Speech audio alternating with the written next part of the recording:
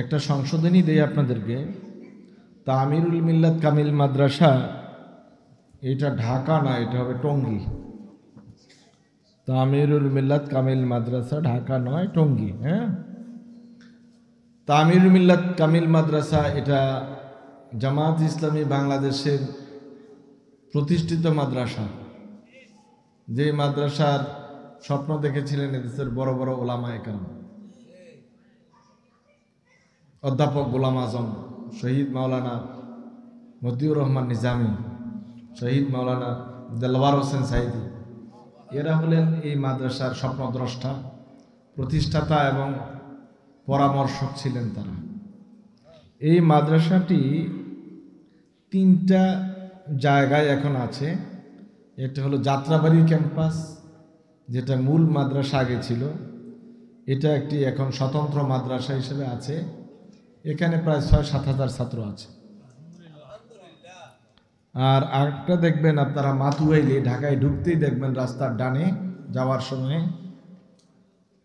এখানে যে মাদ্রাসাটা, এটা শুধু মহিলা মাদ্রাসা, এখানে কোনো পুরুষ ছাত্র নাই, এখানে সব বালিকাদের জন্য। এটা তো প্রায় 3-4 হাজার ছাত্রী আছে। এটা একটা আলাদা মাদ্রাসা। আর আমি যেটাতে আছি এটা তামিরুল মিল্লাত কামিল মাদ্রাসা টঙ্গী। এটা শাখা নয়, প্রত্যেকটাই আলাদা মাদ্রাসা, প্রত্যেকটা আলাদা প্রিন্সিপাল আছে। তো তামিরুল মিল্লাত মাদ্রাসা টঙ্গী, এটাতে আমি আলহামদুলিল্লাহ আছি এখন। এখানে আমার ছাত্রছাত্রীর সংখ্যা 12,500।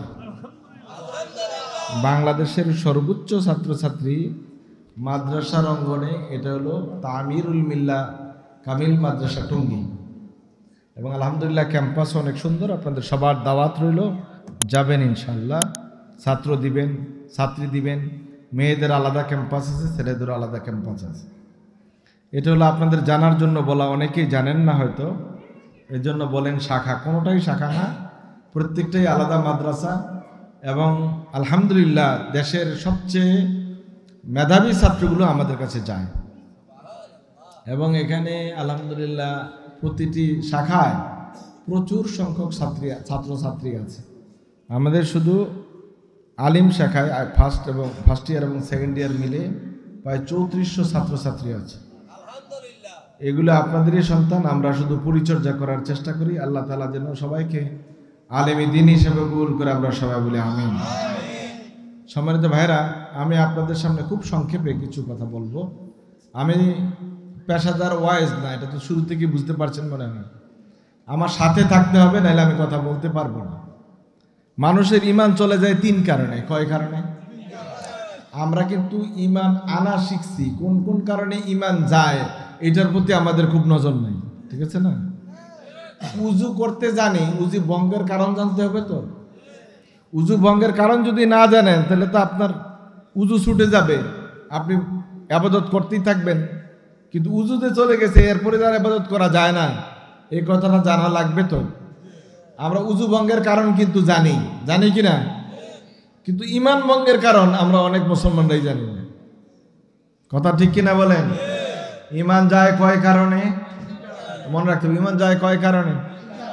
একটা হলো শিরক, 1 নম্বর কি, 2 নম্বর কি কুফর, 3 নম্বর হলো নিফাক।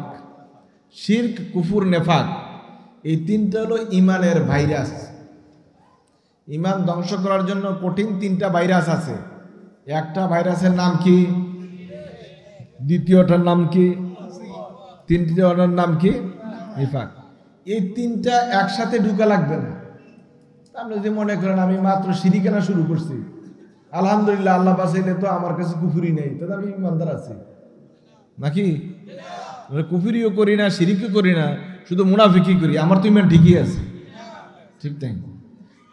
এই 3টা ভাইরাসের যে কোনো একটা ভাইরাস ঢুকার সাথে সাথেই ঈমান ব্লক হয়ে যাবে, ঈমান আর চলার কোনো সুযোগ নাই। তাহলে ঈমান আনার বিষয়ে যেমন স্বচ্ছ ধারণা লাগবে, ঈমান যাওয়ার বিষয় সেরকম স্বচ্ছ ধারণা লাগবে। আল্লাহ তাআলা আমাদেরকে বোঝার তৌফিক দান করুক, আমরা সবাই বলি আমিন।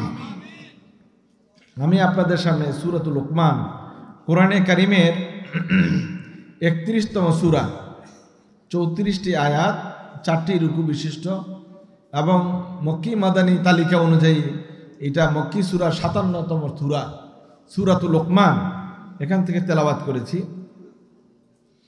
আল্লাহ সুবহানাহু ওয়া তাআলা এই সূরাটি লোকমান আলাইহিস সালামের নামেই নামকরণ করেছেন এবং এই সূরার নামগুলি কিন্তু কেউ ইচ্ছে করে দেয় নাই বা রাসূল সাল্লাল্লাহু আলাইহি ওয়াসাল্লাম তার মন মতো সূরার নামগুলো দেন নাই। এই সূরাগুলির নামও আল্লাহ সুবহানাহু ওয়া তাআলা ওহী মারফত নবী করিম সাল্লাল্লাহু আলাইহি ওয়াসাল্লামকে জানিয়ে দিয়েছেন। এখানে নিজের কিছুই নেই। তো আল্লাহ সুবহানাহু ওয়া তাআলা লোকমান আলাইহিস সালামের বর্ণনা দিয়ে বড় একটি সূরা এখানে নাজিল করেছেন, যেটিতে প্রায় 34টি আয়াত রয়েছে।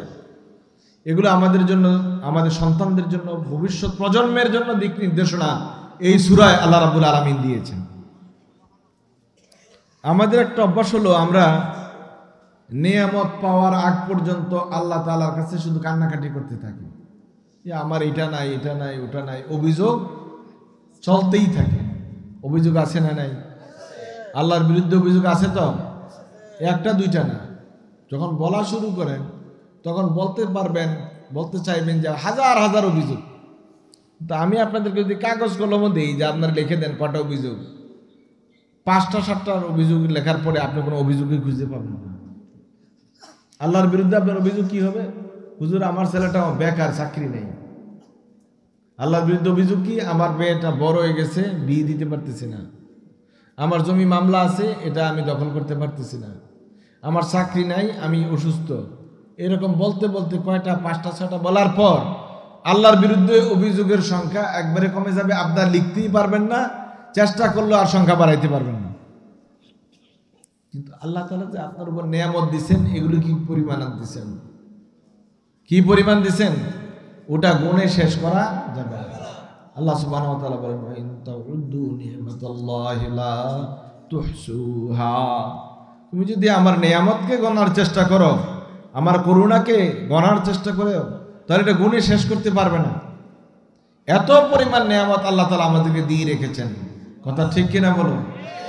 আপনার শরীরে, আপনার বডিতে এই পরিমাণ সম্পদ আল্লাহ দিয়ে রেখেছেন, যেগুলো যদি আপনার কিনে সংযোজন করা লাগতো তাহলে কোনো সম্ভব ছিল না মানুষের জন্য। কথা ঠিক কিনা বলেন? দৈনিক যে পরিমাণ অক্সিজেন আপনি গ্রহণ করেন, এই পরিমাণ অক্সিজেন যদি কিনে ব্যবহার করতেন, আপনার দৈনিকই লাগতো 12 থেকে 14 লাখ টাকার শুধু অক্সিজেন। তাহলে বাঁচা কি সম্ভব ছিল? আল্লাহ তাআলার নিয়ামত আপনার জন্য অবারিত এবং অসংখ্যভাবে আল্লাহ রাব্বুল আলামিন দিয়ে রেখেছেন। কিন্তু এই নিয়ামত পাওয়ার পর অধিকাংশ বান্দাদের কাজ কি? তারা আলহামদুলিল্লাহ বলে না, শুকরিয়া আদায় করে না, বরং অভিযোগের মাত্রাটাই সবসময়, ইন্ডিকেটরটা সবসময় উপরে থাকে, আর আল্লাহ তাআলার শুকরিয়ার ইন্ডিকেটর শুধু নিচের দিকে থাকে। কথা ঠিক কিনা বলুন? আল্লাহ তাআলা এজন্য আমাদেরকে নাসিহা করছেন হযরত লোকমান আলাইহিস সালামের মাধ্যমে। আল্লাহ তাআলা বলছেন, ওয়ালাকাদ আতাইনা লুকমানাল হিকমাতা আনিশকুর লিল্লাহ। আমি লোকমানকে হিকমত দান করেছিলাম, প্রজ্ঞা দান করেছিলাম, বুদ্ধি বিবেক দান করেছিলাম, যেন সে আল্লাহ তাআলার জন্য শুকরগুজার হয়। লোকমান আলাইহিস সালাম উনি নবী ছিলেন কি নবী ছিলেন না, এই বিষয়টি নিয়ে ওলামায়ে কেরামদের মধ্যে বিভিন্ন মত রয়েছে। তিনি নবী হলে আমাদের কোনো লাভ আছে না? কথা বলেন না, আমাদের ব্যক্তিগত কোনো লাভ আছে? আর তিনি যদি একজন সাধারণ ওলি হন, মানুষ হন, ইমানদার হন, আমাদের কোনো লস আছে? সুতরাং এই বিতর্ক নিয়ে জড়ানো উচিত নয়, যেহেতু এটার সঠিক সমাধান নেই, এ সম্পর্কে সহিহ হাদিসও ক্লিয়ার নেই। সুতরাং লোকমান আলাইহিস সালাম আল্লাহ তাআলার একজন প্রিয় বান্দা ছিলেন, আল্লাহ তাআলার ঘনিষ্ঠজন ছিলেন, এই ব্যাপারে কোনো সন্দেহ নেই। লোকমান আলাইহিস সালাম খুব সুন্দর ছিলেন না, বিশ্রী মানুষ ছিলেন। ঠোঁটগুলো মোটা মোটা ছিল, কালো কুচকুচে রঙের ছিলেন, পায়ের আঙ্গুলগুলি পায়ের পাতা এবড়ো থেবড়ো ছিল, এলো পাথারি ছিল। এরপরেও তিনি আল্লাহ তাআলার বলছেন, ওয়ালাকাদ আতাইনা লুকমানাল হিকমা, আমি লোকমানকে হিকমত দান করেছি। আল্লাহ তাআলা কাকে কি দিবেন, কখন দিবেন, কিভাবে দিবেন, এটা আল্লাহ তাআলার মর্জির উপরেই, মাশিয়াতের উপরেই নির্ভর করে। সম্মানিত ভাইরা, লোকমান আলাইহিস সালামকে আলাইহিস সালাম বলছেন, আল্লাহ তাআলা আমাকে দুটি জিনিসের মধ্যে ইখতিয়ার দিয়েছেন। আল্লাহ আমাকে বলেছেন, লোকমান তুমি দুটার একটা নিতে পারো, নবুয়তও নিতে পারো, হিকমতও নিতে পারো। আমি আল্লাহ তাআলার কাছে নবুয়ত চাই নাই, হিকমত চেয়েছি। এর কারণ হলো এই যে আল্লাহ তাআলা যদি আমাকে নবুয়তের জন্য উপযুক্ত মনে করতেন তাহলে আল্লাহ আমাকে জিজ্ঞাসাই করতেন না, আমাকে অটোমেটিক নবী বানিয়ে দিতেন। আমি বুঝতে পেরেছি যে এই নবুয়তের দায়িত্ব যদি আমি নিজে চাইয়া নেই তাহলে এটা আমার দ্বারা পালন করা সম্ভব হবে না। এই জন্য আল্লাহ তাআলা কাছে নবুয়তের বিপরীতে আমি হিকমত চেয়ে নিয়েছি। আমাদের কিছু মানুষ আছে, আমরা অনেকে এমন আছি, বড় হয়ে গেলে আর নিচের লোক যারা আছে, ছোটখাটো যারা আছে, তাদেরকে আমরা ভুলে যাই এবং তিরস্কার করি এবং তাদের প্রতি কোনো ভ্রুক্ষেপ করি না। এরকম লোক আছে না? না, হযরত লোকমান একদিন এই ভরা মজলিসে ওয়াজ করতেছিলেন এবং স্বীকারও করি না আমরা আগে কি ছিলাম, ধরেই মনে হয় আমরা অনেক বড় কিছু হয়ে গেছি। না, আমরা আমাদের প্রিভিয়াস বিষয়গুলো ভুলে যাই, অতীত ভুলে যাই। অতীত ভুলে যাওয়া কোনো ভালো মানুষের কাজ না, বরং যত অতীতকে স্মরণ করবেন তত আপনি বিনয়ী হবেন, বিনম্র হবেন এবং আপনার মধ্যে বুঝ চলে আসবে যে আমি তো আসলে এরকম ছিলাম না, আল্লাহ তাআলা আমাকে দয়া করে এই মাত্রায়, এই মর্যাদায় নিয়ে এসেছে। কথা ঠিক কিনা বলো? হযরত লোকমান ভরা মজলিসে ওয়াজ করতেছেন, একজন দাঁড়িয়ে বলল, লোকমান তুমি কি সেই লোকমান না যে কয়েক টাকার বিনিময়ে মানুষের ছাগল চড়াইতে? তুমি কি সেই লোকমান না যে মানুষের বাড়িতে চাকর হিসেবে কাজ করতা? তিনি বলেন যে হ্যাঁ, ঠিকই বলেছেন, আমি সেই লোকমান যে লোকমান মানুষের ছাগল চড়াইতাম, কয়েক দিরহামের বিনিময়ে মানুষের বাড়িতে কাজ করতাম, আমি সেই লোকমান। আল্লাহ সুবহানাহু ওয়া তাআলা আমাকে হিকমত দ্বারা পরিপূর্ণ করে আজকে এই স্থানে বসিয়ে দিয়েছেন। এজন্য শুকরিয়া করবেন, আল্লাহ তাআলার কাছে যা পেয়েছেন তার জন্য কি বলবেন? আলহামদুলিল্লাহ। আল্লাহ তাআলা আপনাকে আমাকে এই শিক্ষাটা প্রতি ওয়াক্তে, প্রতি নামাজে শিখিয়ে দিয়েছেন। দাঁড়িয়ে বলেন আলহামদুলিল্লাহ রাব্বিল আলামিন। দুঃখের বিষয় হলো যখন সূরা ফাতিহা তেলাওয়াত করেন অর্থটা অনেকেই বুঝেন না, আর যারা বুঝেন তারা হৃদয় দিয়ে পড়েন না। আলহামদুলিল্লাহ রাব্বিল আলামিন আর রহমান রহিম মানে কোন রকম তত দ্রুত পড়ে মনে হয় যেন কোনো জেল কাটতে আসছে। নামাজে তো দাঁড়াইছে না, মনে হয় হাজতখানায় ঢুকছে। এত দ্রুত তাড়াতাড়ি করে পড়ে কোন রকম চলে যাওয়ার চেষ্টা করে। কথা ঠিক কিনা বলেন? আল্লাহ রাসূল বলছেন কিয়ামতের আগে আমার উম্মতের একটা বদঅভ্যাস হবে, কিছু উম্মত এমন হবে যারা মুরগি বা মোরগ যত দ্রুত খাবার গ্রহণ করে তারা তত দ্রুত সেজদা দিবে। আছে না নাই? আমরা পারি না, দেখি যে অনেকে মসজিদে ঢুকে আমাদের পরে বেরিয়ে যায় সবার আমাদের অনেক আগে। আমার সাথে নামাজের নিয়ত করছে, সে আমার আগেই কেরাত শেষ করে চলে যায়। কি কম্পিউটার ডিজিটাল টাইপে পড়ে নাকি আল্লাহই ভালো জানে। এইভাবে ডিজিটাল টাইপে যখন সূরা ফাতিহা পড়েন তখন তো আপনার হৃদয়ে সূরা ফাতিহা কোনো ছাপ রাখে না, কোনো প্রভাব বিস্তার করে না। পড়ার সময়ে আপনি এমনভাবে পড়বেন খেয়াল করে, আলহামদুলিল্লাহি রাব্বিল আলামিন। যখন পড়ছেন এইভাবে হৃদয়ের মধ্যে দাগ কেটে যাওয়ার কথা, আপনি বুঝতে পারছেন কি বলছেন। রাব্বুল আলামিনের জন্য আপনি প্রশংসা করছেন, কেন রাব্বুল আলামিন আপনাকে দেবেন না? রাব্বুল আলামিনকে যে আপনি স্মরণ করছেন, কেন রাব্বুল আলামিন আপনাকে স্মরণ করবেন না? আল্লাহ সুবহানাহু ওয়া তাআলা বলছেন, ওয়ামান ইয়াশকুর ফাইন্নামা ইয়াশকুরু লিনাফসিহি। যে শুকরিয়া আদায় করে সে তার লাভের জন্যই করে, তার নিজের জন্যই করে। আমি আল্লাহর এতে এক পয়সার কোনো লাভ নাই। ওয়ামান কাফারা ফাইন্নাল্লাহা গানিয়্যুন হামিদ। আর যে কুফরি করে অর্থাৎ শুকরিয়া আদায় করে না, এটাকে আল্লাহ তাআলা কুফরি বলেছেন। আল্লাহ তাআলা বলেন যে শুকরিয়া আদায় করে না তার শুকরিয়ার মুখাপেক্ষি আল্লাহ তাআলা নন। আপনি যদি আলহামদুলিল্লাহ না বলেন, আল্লাহর কোনো লস আছে? পৃথিবীতে প্রায় 800 কোটির উপরে মানুষ, মুসলমান আর কত, না হয় ধরেন 300 কোটি, বাকি আছে খ্রিস্টান, ইহুদি, বৌদ্ধ, হিন্দু, তারপর নাস্তিক। এসব মিলিয়ে তো পৃথিবীর এই জনসংখ্যা। তো কত সংখ্যা মানুষ আমরা শুধু ডাকি, আর যারা ডাকি তাদের মধ্যে বেজাল আছে না নাই? 1 নম্বর হলো দুনিয়ার সব মানুষ এক আল্লাহ বিশ্বাস করে না। এরপর যারা আল্লাহ এক আল্লাহ বিশ্বাস করে তাদের মধ্যে কেউ সুন্নি, কেউ ওয়াহাবি, কেউ গোলাপি সুন্নি, কেউ গোলাপি ওয়াহাবি, এরকম আছে না নাই? এগুলি কি মানুষের কথা? মানুষ এভাবে বিভাজন করতে পারে? আল্লাহ রাসূলের আমলে কি ইসলামের এই বিভাজন ছিল? আল্লাহ রাসূল কত সহজ করে বলেছেন, মান ক্বালা লা ইলাহা ইল্লাল্লাহ দাখালাল জান্নাহ। আপনি লা ইলাহা ইল্লাল্লাহ বলবেন তো জান্নাতে চলে যাবেন। কেন মানুষদেরকে বিভাজন করেন? এই বিভাজন করা তো ভালো কাজ না। মান ক্বালা লা ইলাহা ইল্লাল্লাহ দাখালাল জান্নাহ, কেউ লা ইলাহা ইল্লাল্লাহ বললেই জান্নাতে চলে যাবে, এটা আবার এরকম সোজা অনুবাদ করবেন না। মান ক্বালা লা ইলাহা ইল্লাল্লাহ সুম্মা আমিলা বিমা ইকতাজা বিলা ইলাহা ইল্লাল্লাহ দাখালাল জান্নাহ। যে লা ইলাহা ইল্লাল্লাহ বললে ঈমান আনলো আর লা ইলাহা ইল্লাল্লাহর চাহিদা অনুযায়ী আমল করলো, সে জান্নাতে যাবে। হাসান বসরি রাহিমাহুল্লাহকে প্রশ্ন করা হয়েছিল যে আল্লাহ রাসূল তো বলছেন মান ক্বালা লা ইলাহা ইল্লাল্লাহ দাখালাল জান্নাহ, লা ইলাহা ইল্লাল্লাহ বললে জান্নাতে চলে যাবে, তাহলে যে কোনো মানুষ যদি লা ইলাহা ইল্লাল্লাহ বলে তারপর তার আমলের দরকার নাই, আমল কেন করবে? লা ইলাহা ইল্লাল্লাহ বলার পরে তো তার জান্নাতে যাওয়া নিশ্চিত হয়ে গেছে, এরপরে আর আমলের দরকার কি? তিনি বলেন হ্যাঁ ঠিক কথাই বলছো। লিকুল্লি মিফতাহিন আসনানু, যে কোনো চাবি দেখবেন চাবিটা কি সমান থাকে না এটার মধ্যে কিছু দাঁত দাঁত কাটা থাকে? হ্যাঁ, কিছু দাঁত দাঁত কাটা থাকে না? একবার সমান প্লেন কোনো যদি চাবি হয় এটা দিয়ে কি তালা খুলবে? হাসান বসরি রাহিমাহুল্লাহ বললেন লিকুল্লি মিফতাহিন আসনানুন, প্রত্যেক চাবিরই দাঁত আছে। আর মিফতাহুল ঈমানে ওয়াল ইসলামে আল আমালুস সালেহ, নেক আমল হলো ঈমানের দাঁত। তো এই ঈমান কোনো কাজে লাগবে না যে ঈমান আমলে সালেহ নেক কাজের জন্য মানুষকে উদ্বুদ্ধ করে। ঠিক আছে তো? ঈমান আনলে চলবে না, আমলে সালেহ লাগবে। আল্লাহ তাআলার কাছে মঞ্জুর হওয়ার জন্য, আপনি প্রিয় পাত্র হওয়ার জন্য মাত্র দুটি কাজ করবেন। এক, ঈমান বিল্লাহ, শিরিক মুক্ত ঈমান।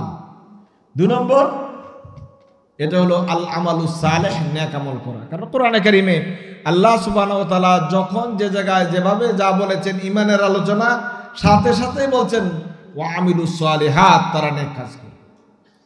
এজন্য ইমাম বুখারী আলাইহির রাহমাহ সহ সমস্ত মুহাদ্দিসে কেরাম বলছেন ঈমান শুধু কালেমা উচ্চারণের নাম নয়, ঈমান হলো কলেমার সাথে তার চাহিদা অনুযায়ী আমল করার নাম হলো ঈমান।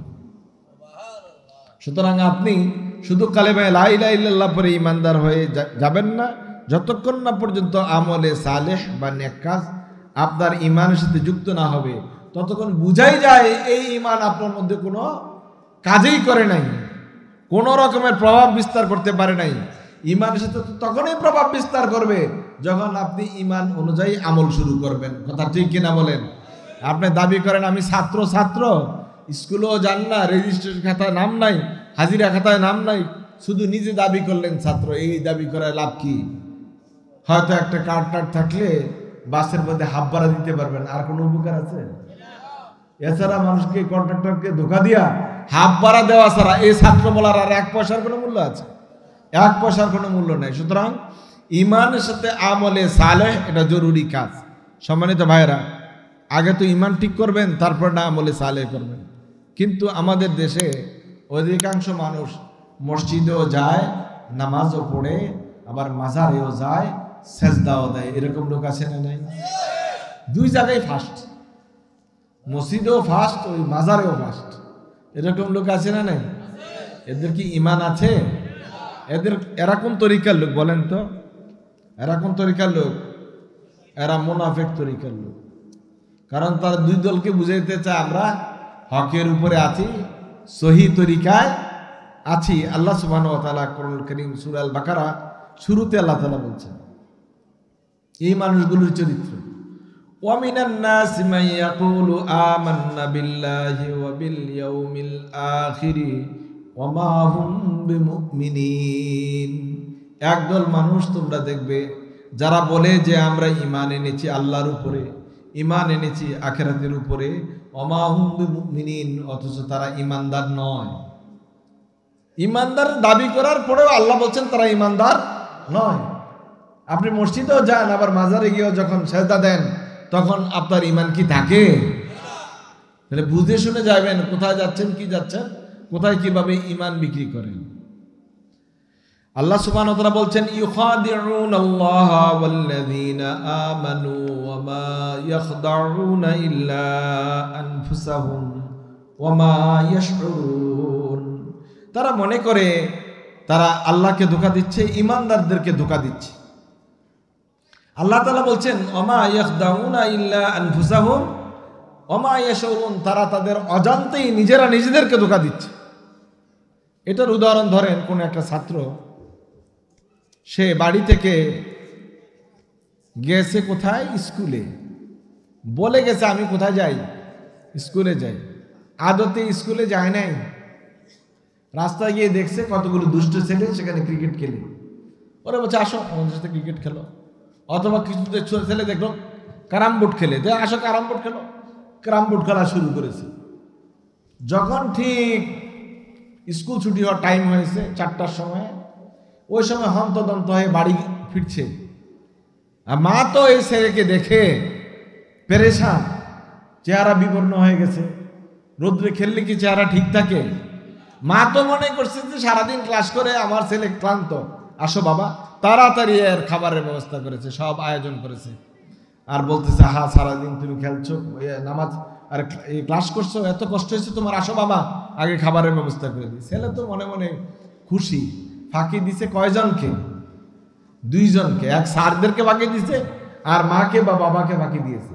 আল্লাহ বলছেন ইউখাদিউনাল্লাহা ওয়াল্লাযীনা আমানু, তারা প্রকাশ্যে ইমানদারদেরকে ফাঁকি দেয়, মনে করে তাদেরকে ধোঁকা দিতে পেরেছে আর আল্লাহকে ধোঁকা দিতে পেরেছে। যেমন ওই দুষ্ট ছাত্রটা, সে মনে মনে খুশি যে বাবাকেও মাকেও ঠকিয়েছি, ধোঁকা দিতে পেরেছি, আর আমার স্যারদেরকেও ধোঁকা দিতে পেরেছি, সুতরাং আমি খুব চালাক।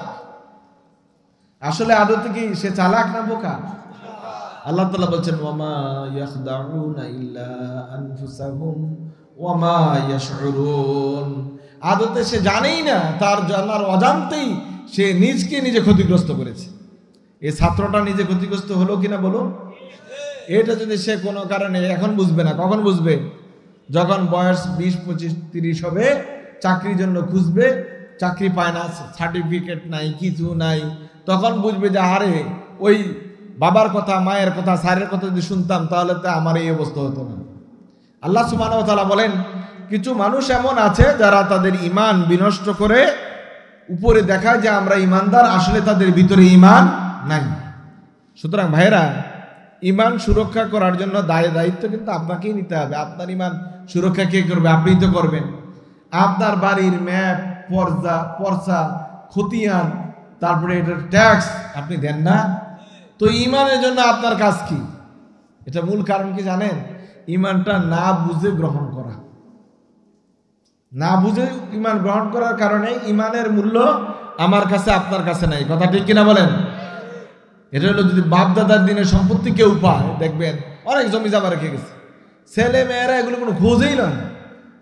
এবং অনেক বাচ্চা ছেলে মেয়ে এমন আছে ওই জমির, বাবার রাখা জমির দলিল পত্র এগুলো সম্পর্কে তার কোনো ধারণাই নেই। এরকম লোক আছে না নাই? কিন্তু নিজে হয়তো 10 শতক 5 শতক কিনছে, ওইটার তো সকালেও মাপে, বিকালেও মাপে, তারপরে খুঁটি বসায়, আর এটা তো খারিজ, খতিয়ান, যত ফর্সা আছে সব রেডি করে এগুলো আলাদা ফাইল করে রাখে। ঠিক কিনা বলেন? কারণ এটা নিজে কিনছে। কারণ কি? নিজে কিনছে, মেহনত করছে।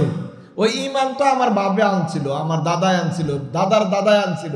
ওই আমাদের ঈমান কিন্তু ওয়ারিসি ঈমান, কিনা ঈমান না। বলেন, কিনা ঈমান ছিল বেলালের, কিনা ঈমান ছিল ওমরের, কিনা ঈমান ছিল সুমাইয়ার। ওই ঈমানের দায় তারা বুঝতে পেরেছেন, ঈমানের দাবি কি বুঝতে পেরেছেন। কথা ঠিক কিনা বলুন?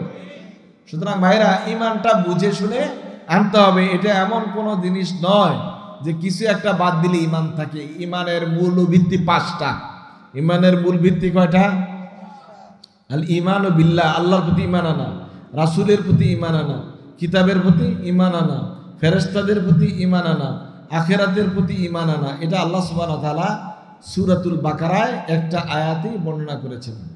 সুতরাং আপনাকে এই 5টা মৌলিক ভিত্তির উপরে ঈমান আনতেই হবে। কোন একটা বাদ দিলে কি ঈমান থাকবে? আপনি একটা লাইট কখন বুঝবেন যে এটা কাজ করে না?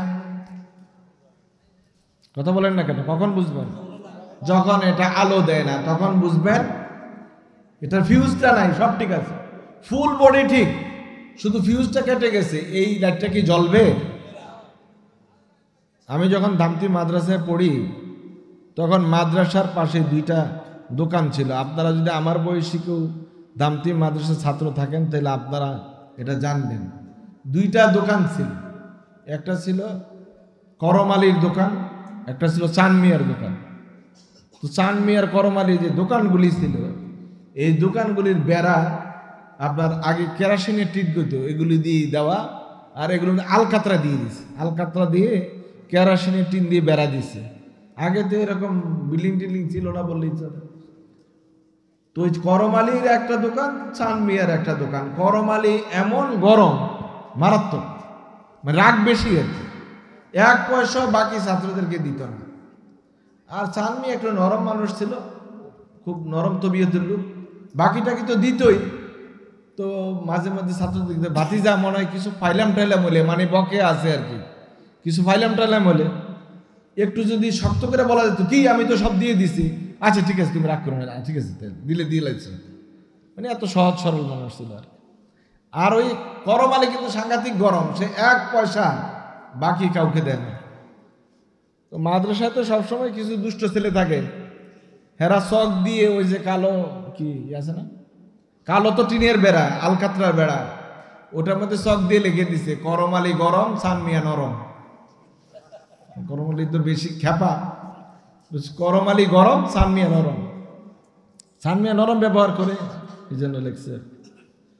আমি একদিন এর থেকে একটা বাল্ব কিনে আনছি। আগে তো এই বাল্বগুলি ছিল না, কি বাল্ব ছিল, লাল রকম লাল বাল্বগুলি ছিল না, বাল্ব একটা কিনে আনছি। এটা কোনো টেস্ট ছাড়াই দিয়ে দিছে, টেস্ট মাস্ট কি এটা যা আছে দিয়ে দিছে। এখন রুমে আইনা লাগাই দেখি এটা জ্বলে না, সুইচ দিয়ে দেখি এটা জ্বলে না। আবার নিয়ে গেলাম, চাচা এটা তো জ্বলে না, এটা তো নষ্ট হয়ে গেছে, বদলাই দেন, এটা ফিউজটা চলে গেছে। দেখেন কেমন সহজ সরল মানুষ। আহলুল জান্নাতে বহুলন, জান্নাতীরা একটু আলাবোলা থাকে। আল্লাহ রাসূল বলেন আহলুল জান্নাতে বহুলন, জান্নাতি মানুষেরা একটু সহজ সরল থাকে। তা আমি বললাম যে চাচা এটা বদলাই দেন, এটা তো জ্বলে না, এটা তো ফিউজ গেছি, চলে না তো। কয় বাতিজা লইয়া যাও, এটা তো দাম 2 টাকা, তুমি নিলে একটাই দিও। কথাটা বুঝেন না আপনারা? লাইটের দাম কত? 2 টাকা। আমারে উনি 1 টাকা অফার করতেছে, 1 টাকায় দিও, তুমি লাইটটা নিয়ে যাও। আমি যতই বোঝানোর চেষ্টা করলাম যে এটা তো ফিউজ নাই, লাইট জ্বলে না, এখানে আপনি 1 টাকায় দিলে কি আর মাগনা দিলে আমার লাভ, এটা তো জ্বলবে না। কয় না বাতিজা লইয়া যাও, তাহলে তুমি 1 টাকা কম দিও। এটা কি জ্বলবে কোনোদিন? এই ফিউজ কাটা ইমানদার আছে না নাই? আরে ফিউজ কাটা ইমানদার আসেনি, এডি হলো আমাদের চাঁদ মিয়া ভাইয়ের মতো, একবারে এত সহজ সরল, কয় লইয়া যাও জ্বলবো। এই বাল্ব সারাদিন দুতেলে জ্বলবে নি। ওই ইমানদার সারাদিন তাকে কিছু বললে কোনো কাজ করবে নি। ওই ইমানদার তো নষ্ট হয়ে গেছে, ভিতরে ফিউজ কাটা। কথা ঠিক কিনা বলেন? ইমানটা থাকতে হবে একদম সবসময় তাজা। আর শুধু ইমান আপনি তাজা রাখতে পারবেন না, ইমান তাজা রাখার জন্য টিপস আছে, দোয়া আছে, আল্লাহ শিখিয়ে দিয়েছেন। রব্বানা লা তুজিগ কুলুবানা বা'দা ইয হাদাইতানা ওয়া হাব লানা মিন লাদুনকা রাহমাহ ইন্নাকা আনতাল ওয়াহ্হাব। এই দোয়াটা আপনি বারবার করতে থাকবেন। আল্লাহ যেন আপনাকে অসৎ পথে নিয়ে না যান, মনটাকে বক্র করে না দেন, আল্লাহর হেদায়েতি রাস্তার উপর রাখেন। এই জন্য দোয়াটাও আল্লাহ তাআলা শিখিয়ে দিয়েছেন। আপনি কি ইচ্ছে করলে হেদায়েতের উপর থাকতে পারবেন? আল্লাহ রাসূলের সামনে থেকে, কাছে থেকে, বাড়ির কাছে থেকে, চাচা হইয়া, আত্মীয় হইয়া ঈমান আনতে পারে নাই। কথা ঠিক কিনা বলেন? আর কোথায় হাবশা থেকে আসা বেলাল আর পারস্য থেকে আসা সালমান ফারসি, তারা কিন্তু ঈমান আনার সৌভাগ্য অর্জন করতে পেরেছে। এটা দান কার? আল্লাহ তাআলার পক্ষ থেকে দান। সুতরাং ভাইয়েরা, ঈমানের নষ্টের কারণ কটা বলছি? কি কি বলছি? শিরিক, কুফর এবং নিফাক। 1 নম্বর কাজ হলো শিরিক। এটা যখন করবেন তখন আর আপনার ঈমান থাকার কোনো সুযোগ নাই। সকল ইবাদত, ইবাদতের যত ক্রাইটেরিয়া আছে, এগুলো কার জন্য নির্ধারিত? আল্লাহর জন্য। রুকু কার জন্য? সিজদা কার জন্য? এই সকল কাজের কোন একটা কাজ আল্লাহ ছাড়া অন্য কারোর জন্য করার নামই শিরক। পীর সাহেব একদম লম্বা করে পা ঝুলাই দিয়ে রাখে, মুরিদেরা সেজদা দিয়ে সেখানে পায়ে সুমা দেয়, সেজদা দেয়। ঈমান আসেনি? সব প্রকাশ্য শিরক। যে সেজদা আল্লাহকে দিত, এটা তার পীরকে দিয়েছি, নাউজুবিল্লাহ। এগুলো তো পীর নয়, এগুলো হলো আল্লাহ রাসূল সহিহ হাদিসে বলেছেন, প্রত্যেক রাস্তার সামনে আল্লাহ রাসূল একদিন মাটিতে একটা দাগ কাটলেন, লম্বা করে একটা সোজা টান দিলেন, তার পাশে আবার কতগুলো শাখা রেখা টানলেন। আল্লাহ রাসূল বললেন, ইন্না হাযা সিরাতুম মুস্তাকিম, যে সরল টানটা দিয়েছি এটা হলো সিরাতে মুস্তাকিম, বিশাল হাইওয়ে। আর যে আশেপাশে কতগুলো দাগ দিলাম এগুলো সব সোরাগুলি পথ, ঠিক কিনা বলেন? ওয়ালি কুল্লি সাবিলিন শায়তানুন, প্রত্যেক রাস্তার মাথায় একটা করে শয়তান বসা।